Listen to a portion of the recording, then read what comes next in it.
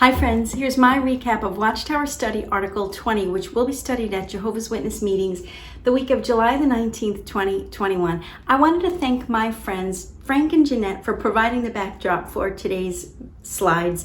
This is an area near their home. It's absolutely beautiful. Anyway, friends, this is going to be a really quick video. This was an easy study article to recap, so let's get right into it. Notice the preview. How can we remain positive in the ministry even when many either are not at home or seem to be indifferent to our message? This article will provide suggestions that will help us to maintain a positive outlook. Look at paragraph 1, friends. With the arrest and death of Jesus, Watchtower loves to talk about the death of Jesus, and I see this all the time in their magazines. Paragraph 2 leads the reader to believe that the message that was preached in the first century, as mentioned in Acts chapter 2, was the same preaching work of modern-day Jehovah's Witnesses. But listen, friends, in Acts 2, they preached about Jesus in the sense that he died, he was buried, and he rose again from the dead. They preached a baptism of repentance, which was what John the Baptist preached.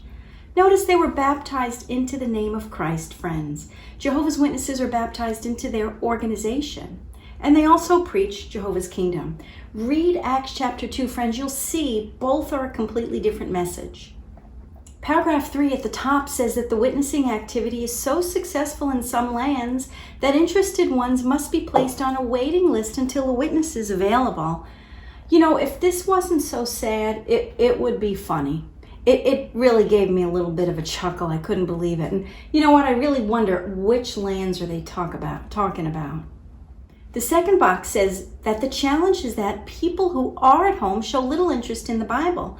No, friends, you and I both know that people show little interest in the Jehovah's Witness message. It has nothing to do with the Bible. Now, some people are not interested in the Bible, but that's not why they reject the Jehovah's Witnesses. Paragraph 4 promises to offer suggestions on how to contact more people, given that the preaching work can be challenging.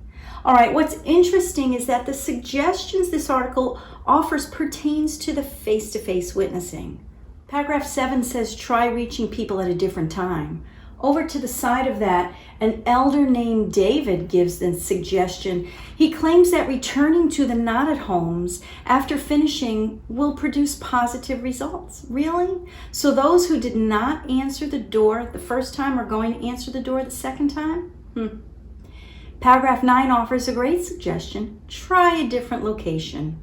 This will allow a witness to speak face-to-face with people who may otherwise be unreachable. Now, friends, are the witnesses knocking on doors again? How is any of this relevant? And what are the indoctrinated witnesses thinking? Are they thinking that maybe they're going to be returning to the door-to-door work? I'm sure their stomachs are doing flip-flops if that's the case. And you know what? Maybe they are told that they're going to be one day returning to the door-to-door work. I don't know. You know, for years and years after I got out, I had this recurring nightmare, and it was a nightmare that it was the end of the month and I hadn't gotten my time in. I worked full-time and I still had to get my time in, and during that time you had to get several hours a month to be considered active, and so I would put it off. I would do it on the weekends and put it off, and in my dream I'd put it off till the last weekend of the month. But when I looked at the calendar, I realized that the upcoming weekend was the start of a new month, and it filled me with terror. Let's just put it that way. Thankfully, I don't have that dream anymore because you know what? I'm free. I'm free of Watchtower rules. So thank God for that.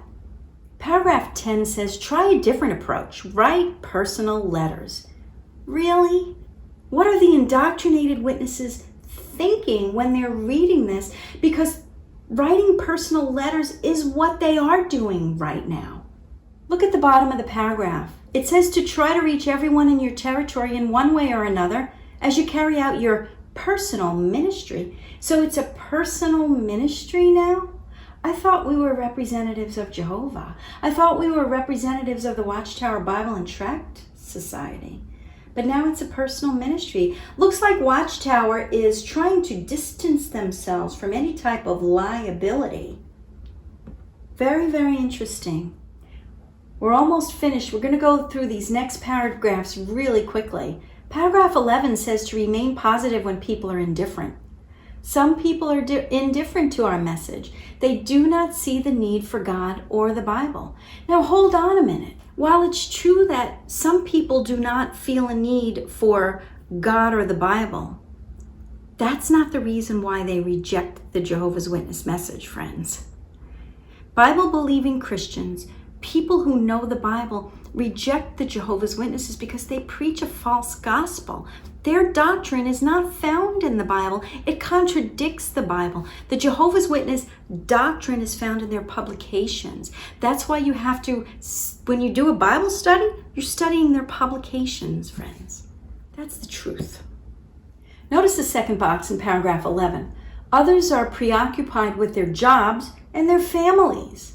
Well, Watchtower is so sinister to slip that in, to try to turn their followers against their families, against anybody who's awake, against anybody whose eyes are open, because that is the only way they could keep these people under their spell. And that's what they are. They are programmed. They are under the spell of the Watchtower Corporation, friends. We're almost done. Paragraph 12 says to show personal interest. Okay.